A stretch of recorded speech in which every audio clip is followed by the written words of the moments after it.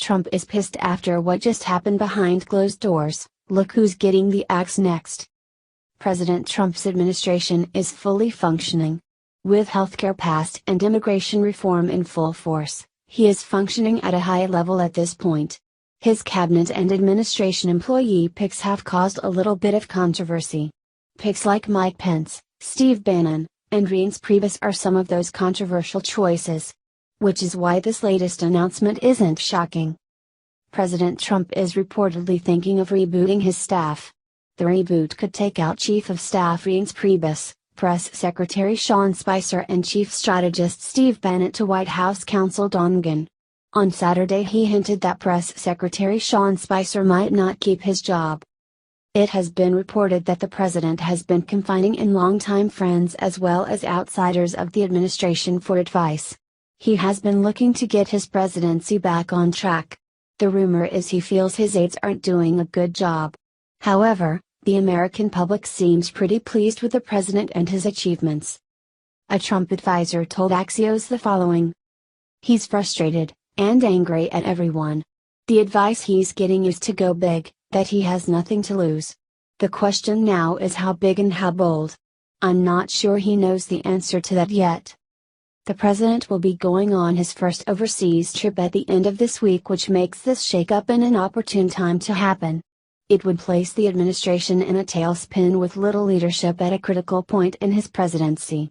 It also gives him the option to go a more private route by not publicly firing administration officials. Instead of firing them, he could simply cut them out of the information chain, which in effect makes them useless. However, those who would remain in his inner circle would be son-in-law Jared Kushner and daughter Ivanka Trump. It is rumored he might bring Fox News personality Kimberly Guilfoyle onto his team. He has been able to maintain a cordial relationship, even friendship, with the network, despite the intense backlash he receives from other networks. An unidentified source said the following about the possible shakeup. He's frustrated, and angry at everyone. The advice he's getting is to go big, that he has nothing to lose. The question now is how big and how bold. I'm not sure he knows the answer to that yet. The recent firing of FBI Director James Comey could confirm these allegations, as there were many reports that even people within the president's inner circle didn't know about his firing until they saw it on the television. Which indicates he is cutting them out of the information chain. He could already be cutting and phasing them out. Rumors seem to also indicate that he is displeased with his administration's performance in the communications department, in relation to how they dealt with the firing of James Comey, as well as other instances where he felt they did not adequately defend him to the media. He tweeted out the following in retaliation for bad press he has gotten from the media, who insinuates he lies to them. As a very active president with lots of things happening, it is not possible for my surrogates to stand at podium with perfect accuracy. Maybe the best thing to do would be to cancel all future press briefings and hand out written responses for the sake of accuracy. The president made it clear on the campaign trail that what made him excellent and prosperous at what he does is his ability to bring out the best of people. His ability to surround himself with top talent, with those who have the most potential, and then drawing out their greatest potential. If he feels he needs to replace those in his administration, his judgment is one that should be taken seriously. Considering the amazing things his administration has done so far, if he were to revamp his office and bring in even better people, who knows what they would be capable of achieving. There is plenty of talent in Washington, D.C., to fill up the White House 3 times over. The sky is the limit. Only time will tell if he ultimately decides to bring in new people. What President Trump's beloved mother did for him is so amazing, no wonder he's president of this United States. President Trump lost his mother when she was 88 years old, in 2000. We are sure he misses her, since she did so much to make him the man he is today. Mary Ann McLeod Trump is her name, and she sure was beautiful. Mary Ann came to the United States from Scotland in 1930.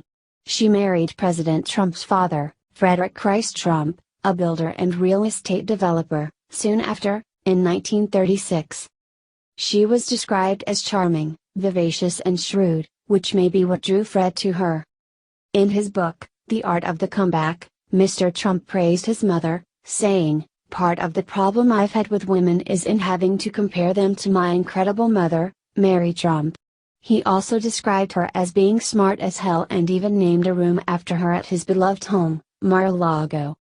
President Trump loved his mom, just like we all do. He thought she was smart as hell and incredible. To all of our incredible moms on this Mother's Day, let's wish a very happy Mother's Day. Let's get this out and wish all the moms everywhere the best Mother's Day ever. Thank you for reading us. Here's what happened when a school said no to this Muslim student. Not more than a week ago, Muslim employees of Amazon decided to draw up a list of demands regarding their prayer times. They were requesting 5 breaks a day to pray during their shifts. There was also the time that Muslims sued the Hertz rental company for similar grievances.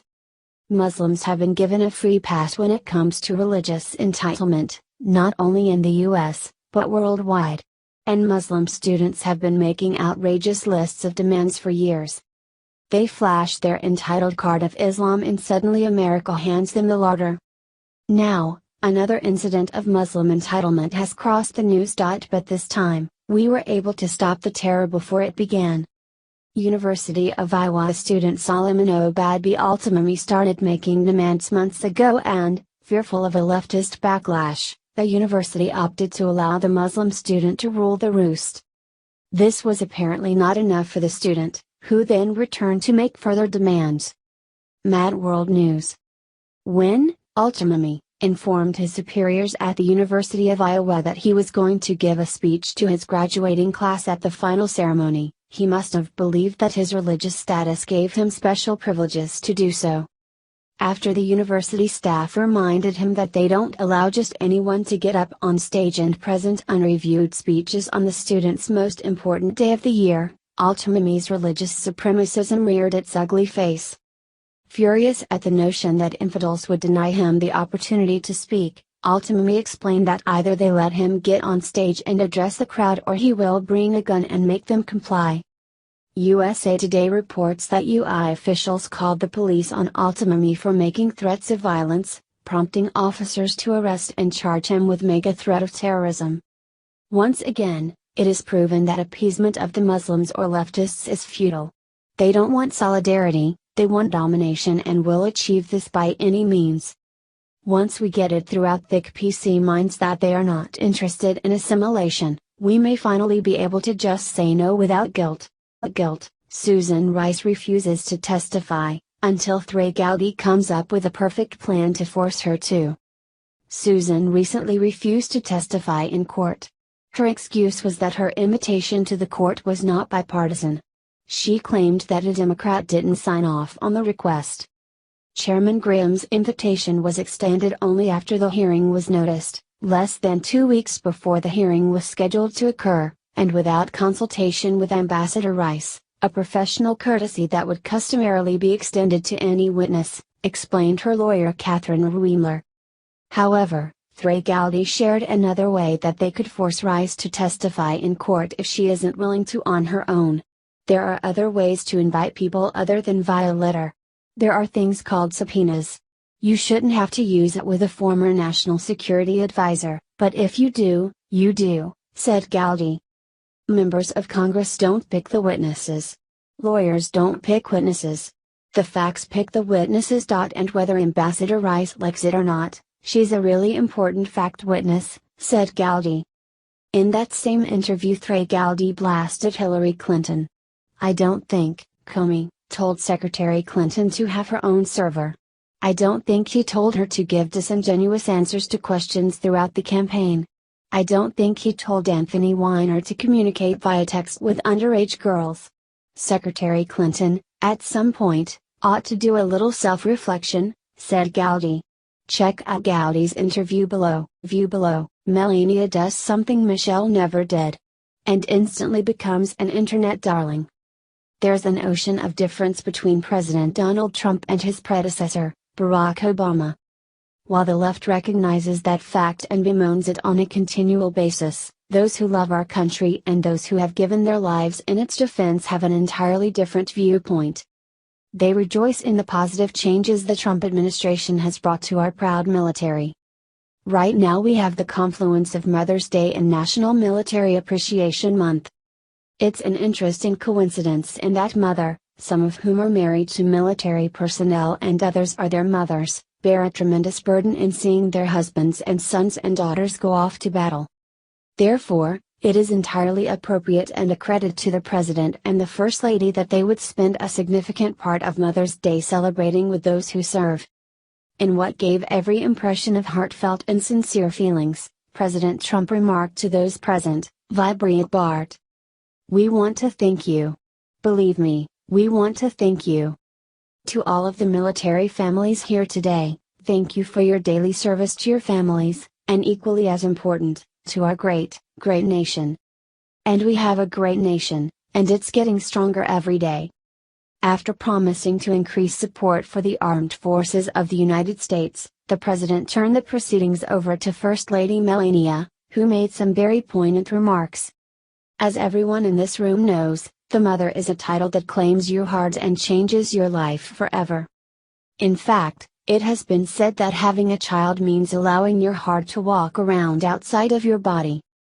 For the mothers of someone who has or is serving our country, this must be especially true.